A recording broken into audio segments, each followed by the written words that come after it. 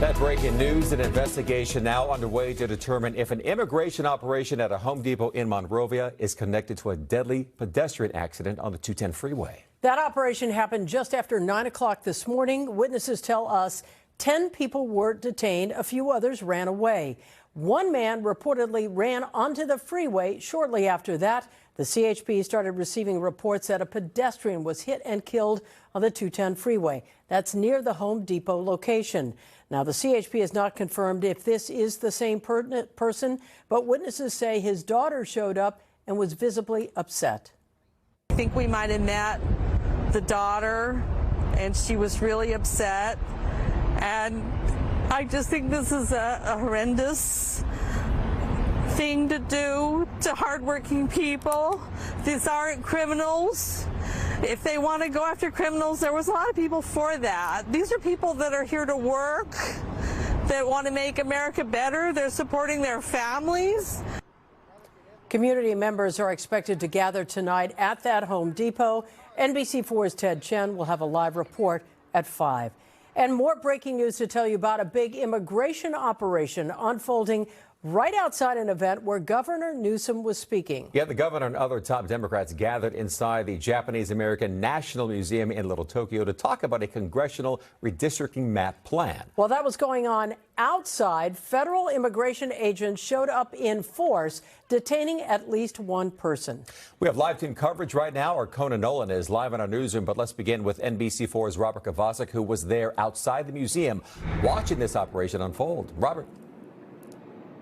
Michael and Colleen, and as we speak with you this afternoon, forgive me, I'm going to turn profile here because we are standing outside of the Inoue Center for Preservation of Democracy. This is adjacent to the Japanese American National Museum here, and we are standing here waiting for Governor Newsom, who is still inside, despite the news conference being over now for several hours, waiting for him to come out so we can ask him perhaps if he has any more information about the events that you were just talking about that took place in Monrovia, as well as took place here outside of the museum where the governor held the news conference inside. Our partners over at Telemundo says they have now spoken with the employer of the man that was detained. They say his name is Angel. They call him a father of one and a very good worker who didn't deserve what happened to him today in front of so many, including Democratic leaders from Washington, D.C. and here locally. However, Border Patrol says he deserved to be arrested. You're a bunch of cowards too scared to go for the real criminals. This woman watched as a man named Angel, who works for this strawberry company, was taken away by Border Patrol agents. They just stopped him. He was working in his, he had a bunch of strawberries. He's giving out strawberries. This is a location that we have conducted these roving patrol duties for the past 2 months. We've been here over 2 months, and as you can see today, we did make an apprehension just a few feet from where I'm standing. Was Border Patrol in place because of Gavin Newsom's planned announcement to redistrict California in favor of Democrats?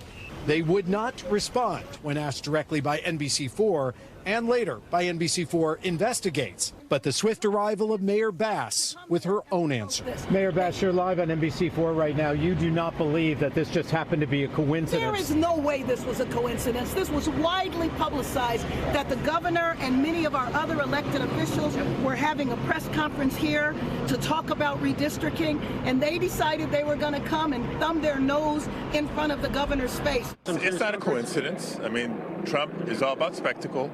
He's trying to intimidate. But guess what? Californians don't get intimidated. Are they here to arrest the governor and the senators? I'm sure Trump would like to. And he seems to regard these ICE agents as his own personal political police. Border Patrol's Greg Bovino, speaking directly to NBC4 Investigates, says the man they cuffed today and took away was done so because he was in this country illegally. And despite the outcry by some, No warrant was shown. No reason just because he looks the part. Some of the statements that have been made by community leaders and others, calling us perhaps terrorists or fools or things like that. What I'd like to share with you is on the way here today, just a few minutes ago, yet again, a citizen of Los Angeles stopped us and said, you know what, you're doing a fantastic job, gave us the thumbs up and said it's about time. A lot of phrases being thrown around right now, Michael and Colleen, including political theater and a political stunt, and a message from Congresswoman Maxine Waters to President Trump in Washington, D.C. to get out of Los Angeles. But right now, a man named Angel is at the Metropolitan Detention Center here in downtown Los Angeles. His employer has spoken to him and says he does not know his future. I'm Robert Kovacic. The governor's team just came out and told me the governor's going to be a while, but don't worry, we're going to stand by and get him when he leaves here. Let's go back to you. All right, Robert, thank you for that. Our Conan Nolan was also at the governor's news conference inside today, focused on the topic of creating new district maps following the president's move to do the same thing in other states. And Conan, the governor says he wants America to wake up here, huh? Right, you'll hear that in a moment. So a little bit of a setup here. In most states, in order to redraw the boundaries for members of Congress to help Democrats or Republicans, all you need is a vote of the legislature in those states. In California, you need the vote of the public, and that's why we're going to have a special election in November. And today, at that event, it pretty much was the kickoff for the campaign.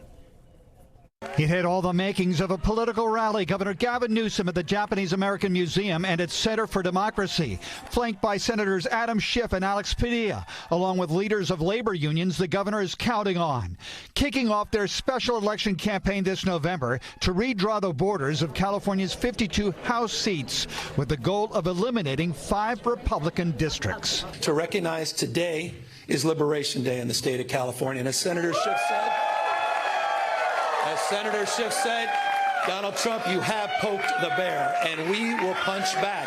The governor's effort in response to what Republicans in Texas are doing at the behest of President Trump, redrawing their maps to eliminate 5 Democratic House seats in the Lone Star State.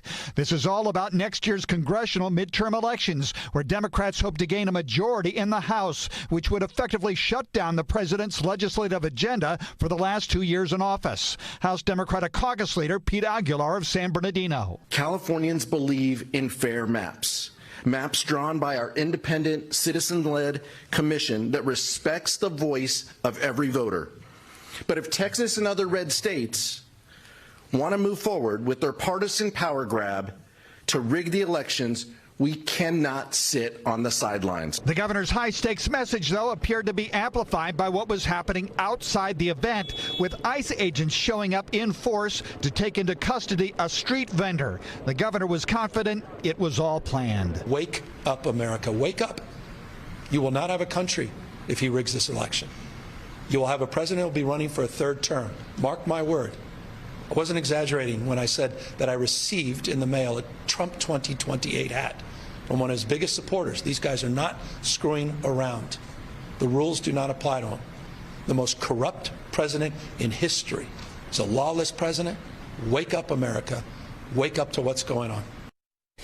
So now the California legislature, which is dominated by Democrats, have next week, they return next week, and they'll look at these maps and have to decide by the end of the week in order to put them before voters in a special election in November, which could cost upwards of $200 million.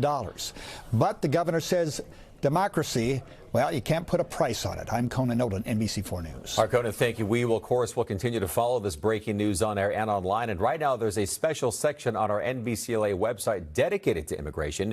You're going to find live updates, video of other raids, as well as some of the other immigration stories that we've covered.